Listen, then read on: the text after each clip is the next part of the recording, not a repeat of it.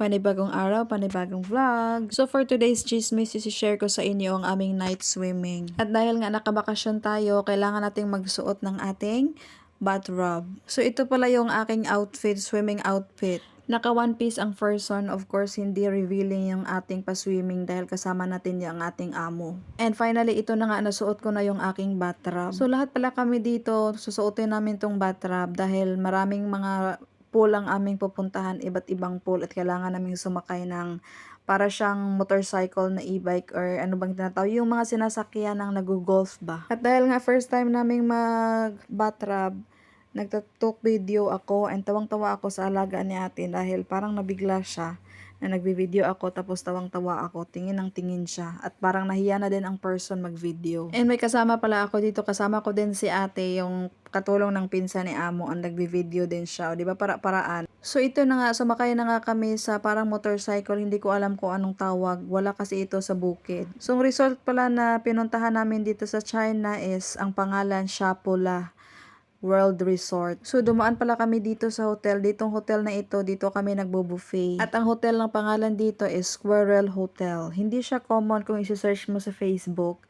Pero makikita mo siya sa trip.com or yung mga binubuka ng mga tourist destination. So hanggang nakarating na nga tayo dito sa aming pinag-swimmingan. Napakaganda dito dahil yung water is warm. And this pool is very nice. Napakaraming pool dito, nakaraming papipilian and mga bata enjoy na enjoy talaga. So yung unang pool pala ng pinuntahan namin is yung pool na nagwi-wave-wave. Yung feeling na parang surfer ka lang, parang nasa dagat ka lang. So ito naman yung pangalawang pool na pinuntahan namin na pangbata na napakaraming mga sprinkle, spray. Syempre itong trip namin is pinaghandaan ko at umorder ako ng lalagyan ng phone na pwede siyang mabasa underwater. Pero kahit na pwede siyang mabasa underwater, nagwo-worry pa rin ang person, baka mapasukan ng tubig, wala tayong budget pang bili ng phone. So yung mga alaga kong pala sumakay ng nakikita niyo sa likod na sasakyan, yung parang boat.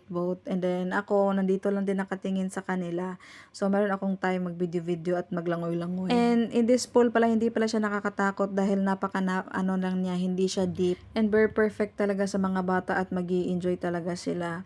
So, kahit na in this area is a kid swimming pool, marami ding amenities. So, nandito ako nasasakay sa duyan habang nagvi-video. So, ito pala yung mga surrounding namin.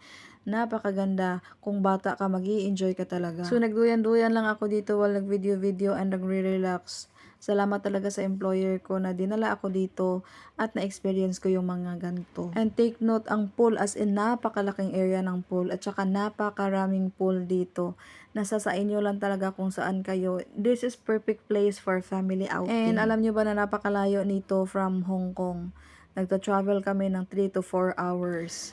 At dahil marunong akong mag-float, ayan, napipikitang gilas ako sa inyo. Ipakita ko sa inyo kung paano ba mag-float. Well, it's very basic, pero hindi alam ng iba dyan na hindi marunong mag-float. Napakaganda ang aming night swimming dahil nga gabi.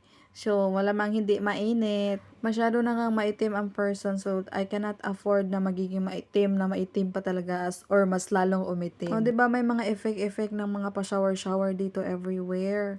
So, nakakatuwa talaga, nag-i-enjoy talaga yung mga bata. And hindi lang pala shower yung mga nandito, marami ding mga aakyatan na pwede kang mag-slide na napakataas. Syempre, hindi ko din pinapalampas yung mga slide at nagsaslide din ako. Kasama ko yung katulong ni pinsan ni madam, si ate. Nagpapasalamat din kami sa mga ganitong opportunity dahil nga if may mga slide, makakaslide din kami ng libre. What I mean is, binigyan kami ng opportunity na mag-slide ba. Kumbaga, binigyan kami ng freedom na mag-slide, sila mo nang magbantay ng mga alaga namin. Lalo na sa akin, dalawa yung alaga ko.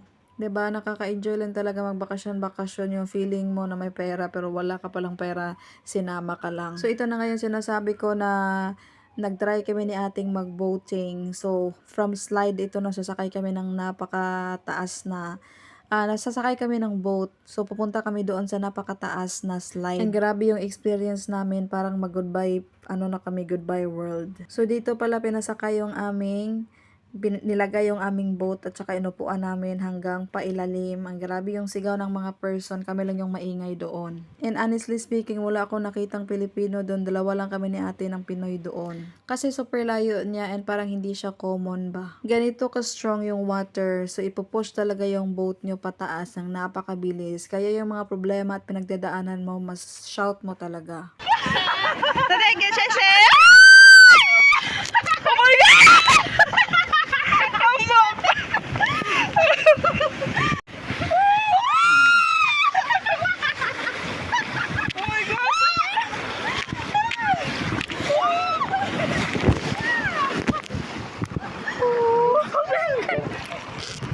Dili, abi ko dito sa dalom te.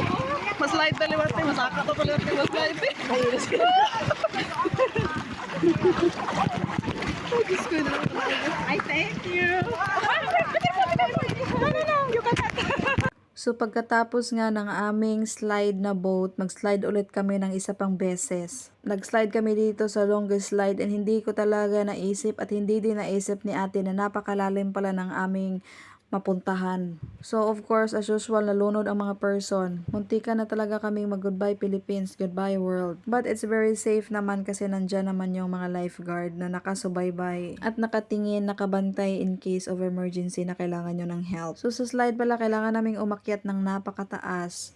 Itong slide na ito is gusto namin sanang, tingnan nyo yun, diba? Napakataas talaga at napakalayo. Doon kami nagsimula sa dulo. Gusto namin sakyan to pero hindi namin nadala yung blue. Kailan kasi siya ng blue rubber mat para ma-slide ka dyan. O, diba? Hindi namin nadala kaya dito na lang kami sa green. So dito talaga as in parang mawala ka sa world. Pero good thing, we survived. Ito yung slide na after mong mag-slide, saka ka palang natakot. Hindi ka natakot nang before ka mag-slide. O, diba? Ganyan kataas at ganyan karami na pool. So, at this point pala yung mga amo namin, super hintay na sa amin kung naasaan na kami. Habang kami ay nandito nag-i-enjoy, nagsaslide, sabi namin, bahala kayo dyan, it's our time. So, nauna muna tong batang ito, and then after, it's my turn, and then after si ate. O, diba, tinuturo ko na sa inyo kung gaano kataas yung slide na pupuntahan sana namin yung pink one. Pero hindi kami nakapag-slide dyan dahil kailangan ng blue na mat. Hindi din kami nakapagdala dahil hindi naman namin maintindihan kung ano yung mga sinasabi doon. Hindi kasi sila nakapag-English. Kaya super grateful kami sa opportunity at experience na ganito. Alam mo ba, napakamahal dito o ganito. So, ganito sana yung mangyayari sa amin from up there going down here. O, diba, bongga? Pero wala nang time dahil masyado ng gabi